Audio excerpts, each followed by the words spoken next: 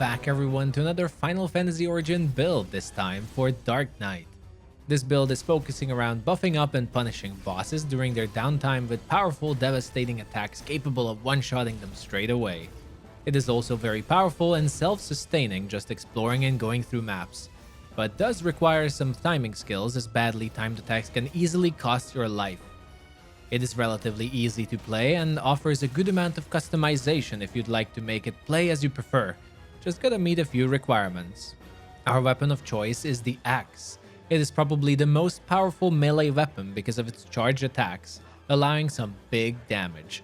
Good side of it is that there is a scythe-looking axe as well, so all you Reaper fans can also enjoy the fantasy. What kind of axe you'd like to use will be up to you. This part is highly customizable. If you'd like to be a Falcleave warrior, go with Battle Axe. If you'd like to be a Reaper, play with a Scythe. Or for a traditional Dark Knight, you also have your Dark Axes. All types of axe weapon abilities have been tested and work well with this build.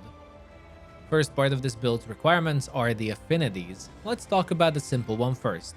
250% Marauder Affinity Barbarian Soul is there so you can charge up your charge attacks to level 4 instead of 3.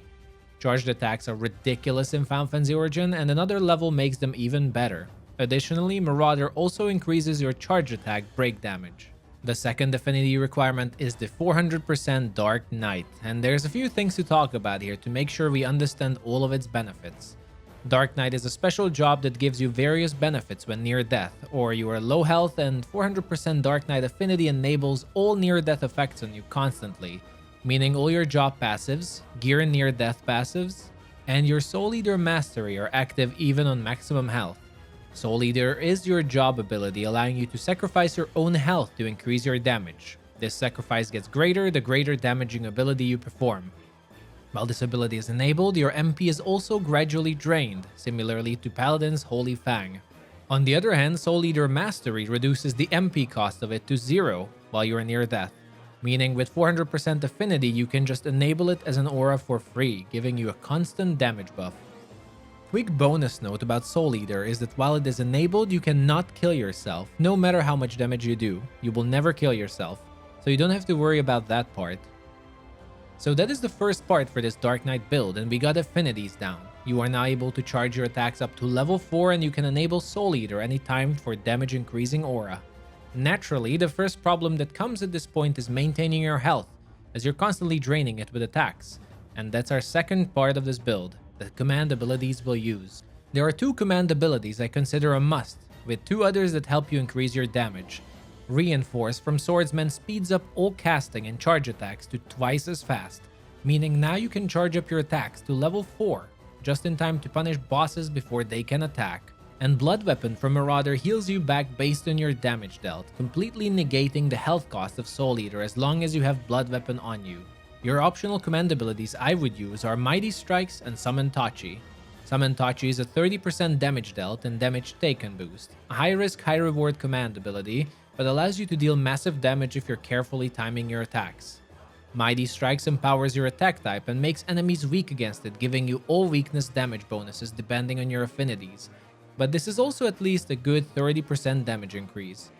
And those are the requirements. Gather enough MP to be able to activate all your command abilities, wait for the proper window to be able to punish your enemies, and charge up a high damaging, preferably 2 MP cost weapon ability to deal massive damage and potentially one-shot bosses. The abilities I had the most success with were Orbital Collision, Falcleave, Ground Pound, and Exercising Torrent. This is the part where you can choose what theme you would like the character to have and just master the timings. There are additional tips and ways to make this build stronger, but they also increase its difficulty and setup time, so I consider them optional. Berserker is a fantastic sub-job that allows you to enable your Berserk aura for additional damage and stack it together with Soul Eater. Berserk gives you an insane 50% damage increase, but disables the use of potions. While the damage increase is huge, I put this into optional as it will require stance dancing and proper buff management, and it increases the difficulty of this build. Another great optional trick I found with this is that having White Mage 120% affinity in your sub-job gear, and every time you would use your command buffs, first swap to your second job and buff there to gain the White Mage's 20% increased duration on them. If you guys have more tips on how to make this build better, feel free to share them in the comments section and help each other out. And that is it for my one-shot Dark Knight character build for Stranger of Paradise. It is a really good and easy to build starter character for endgame to farm bosses and better gear, and I hope some of you Dark Knight fans like it and will enjoy this build too. I really appreciate all your support since Final Fantasy Origin, and I will try to keep content flowing. Until then, let me know what other job builds would you like to see. As always, thank you for watching, and I'll see you next time.